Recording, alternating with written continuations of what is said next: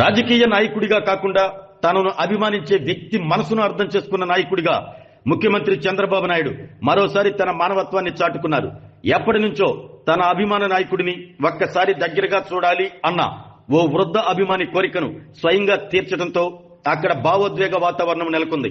పశ్చిమ గోదావరి జిల్లా ఆచంట నియోజకవర్గంలోని కామధేనువులంక గ్రామానికి చెందిన సత్యనారాయణ అనే వృద్ధుడు ముఖ్యమంత్రి చంద్రబాబుకు వీరాభిమాని.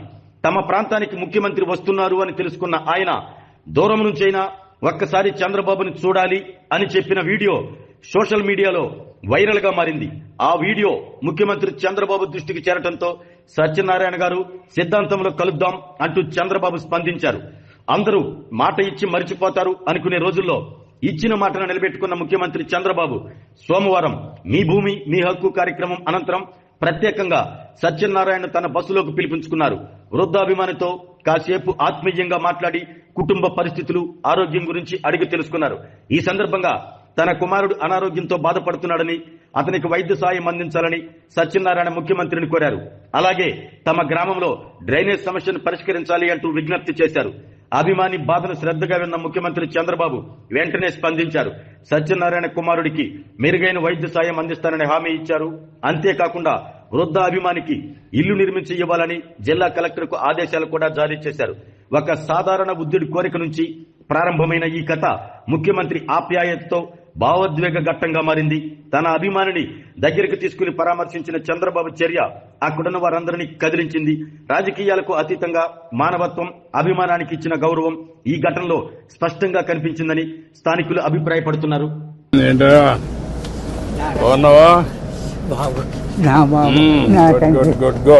నా బాబు శ్రీపుత్రులు మీరు ఎన్టీ వారు నారా చంద్రబాబు నాయుడు గారు పవన్ కళ్యాణ్ ముగ్గురు శ్రీపుత్రులు బాబు ఎన్నాళ్ళకే కాపాడ్డారు. నా కొడుకి ఎన్నాళ్ళు మట్టించు ఆశపడుతున్నారా మన ఈ బాబుని అట్టిని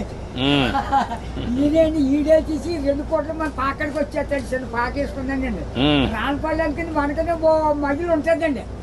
వచ్చి పొద్దున్నే సందాలు వచ్చేస్తాడండి. నేను ఆయనతో ఏదో ఉంటాడండి కబుర్లు చెప్తా ఉంటాడా చెప్తాడండి. చెప్తాండి ఈడేలు చెప్తాడండి సాయం చెప్తా ఉంటాడు. సైకిల్ తొక్కుతా. ఎంత వయసు ఎంత? 96 అండి. హాస్పిటల్లో నేను మాట్లాడి అడ్రస్ ఇచ్చేసి నేను మాట్లాడి ఏం చేయాలి నేను చేస్తాను ట్రీట్మెంట్. అవి ఇల్లు కట్టిస్తా, నీకు ఇల్లు ఒకటి వస్తుంది, నువ్వు చెప్పిన పనులు అవుతాయి, అబ్బాయి ఆరోగ్యం నేను చూసుకుంటా, నువ్వు ఆనందంగా ఉండు. నా తండ్రి విష్ణుదేవా. ఆరోగ్యమే మహాభాగ్యం అంటారు, కానీ ఆరోగ్యాన్ని నమ్మకంగా కాపాడే స్థానం ఎక్కడ? ఇది ఒంగోలులో మీకు దగ్గరగా మన Venkataramana nursing home private limited. Caring your life 54 ఏళ్ల విశ్వాసంతో ఇది ఒక హాస్పిటల్ కాదు, ఇది ఒక విశ్వాసం. 3 తరాలుగా వేలాది కుటుంబాలను ఆరోగ్యంగా నిలిపిన ఆదరణ.